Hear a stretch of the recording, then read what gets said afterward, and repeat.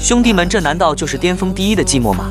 起因是就在昨晚，国服露娜一个送在直播间睡觉大呼，引发广大网友关注。因为本赛季的匹配机制问题，导致匹配的时间增长许多，一直匹配到20分钟了，还没进去，导致本来就困倦的主播直接困得不行，睡了过去。一瞬间，惊天霹雳的呼噜声响彻直播间。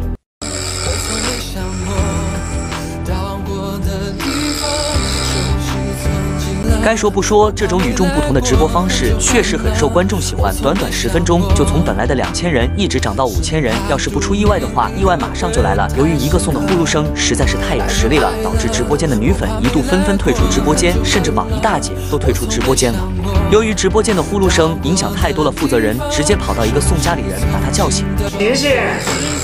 我去，李颂别睡了，不是别睡了，李颂，你看你直播间女粉全跑了。 好了，实在是太有直播效果了。对此大家是怎么看待的？